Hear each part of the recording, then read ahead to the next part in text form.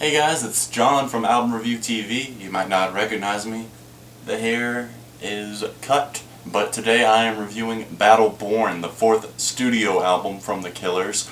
They've put out a few live albums, a Christmas EP, a compilation album, but this is the fourth studio album from the rock band.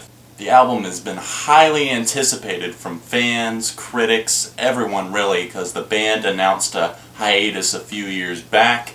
Many people did not think that the Killers would come back, at least not with the lineup that they had had before, but they have returned following a 4-year gap between albums. Brandon Flowers did his solo album, Flamingo, and really, the Killers have returned sounding like a continuation of Brandon Flowers' solo project. And that's not necessarily a good thing. Now, a lot of people really did like Flamingo, the solo album from Brandon Flowers. I was not a huge fan of the entire album, that is. I really liked Crossfire.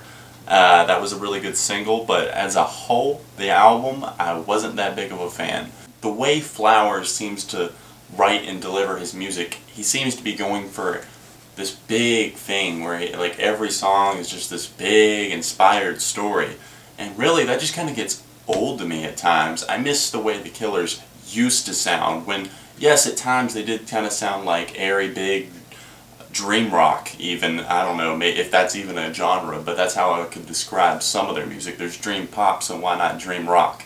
But the Killers' harder guitars, the way they were back with Hot Fuss, even Sam's Town. Now each album, yes, they have tried different sounds.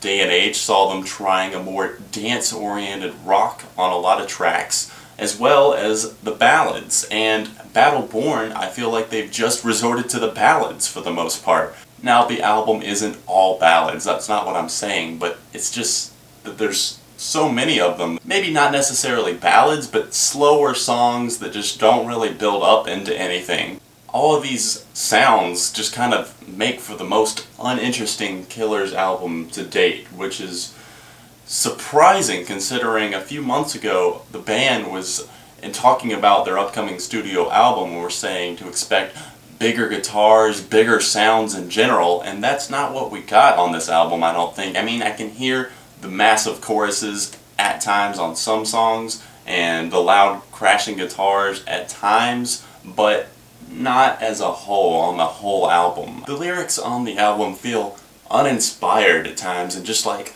I've heard this in a Killers song before, almost, you know, or maybe at least in Brandon Flowers' solo album, and they're not really anything that original or revolutionary, and none of them are songs that I like as much as songs on previous albums. The band just used to have so much more passion and fire to their music back in the Hot Fuss days, whereas now it just doesn't feel like there's that much energy there or passion behind the music, and that's what I really miss about the Killers. Now, I do have some favorites from the album.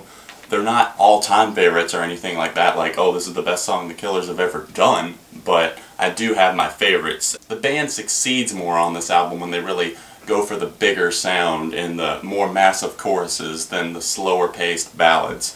My favorites start off with the single Runaways. It was released back in July, and still, this does hold up in the Killers catalog as probably one of their best singles in a while. But overall, it's not like my favorite Killers song or anything like that, but there's a huge build-up and a massive chorus on this song. I really like the lyrics on it, and it was a great choice for a single. Carry Me Home is another favorite. It's a bonus track. It's the first bonus track, and really this intro on this song is just really cool. It sounds kind of 80s sounding to me, in my opinion, and the whole song is just awesome. It's got an awesome vibe and feel to it. The Rising Tide is another favorite of mine. This song was played live a while back and I got excited for this one, and I think the studio version turned out awesome, and the energy is there and on par on this song with some of the past Killers releases, so this song sounds awesome. Battle Born was the final track on the standard edition of the album, and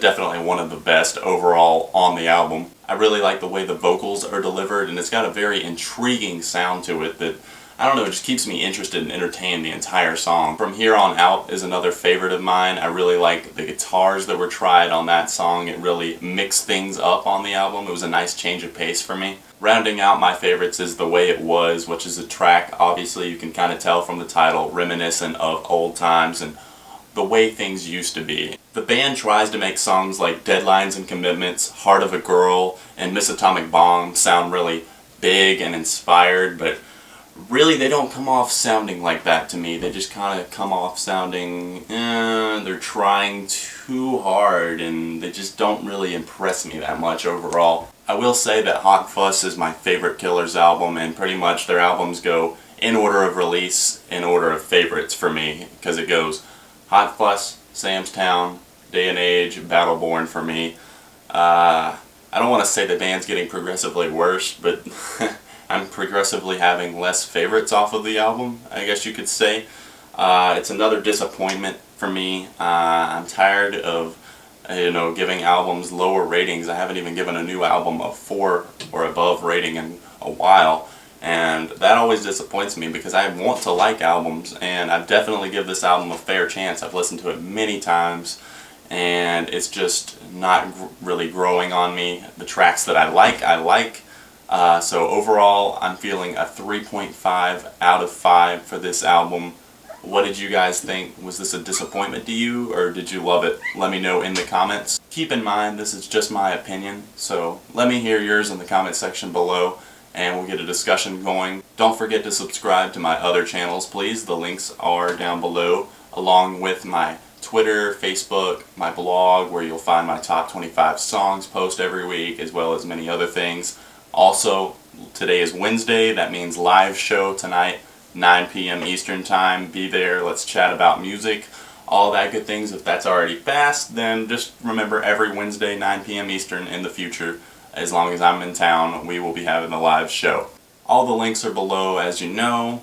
Thanks for watching, guys. I'll be back soon with another review right here on your home for music news and reviews, Album Review TV, out.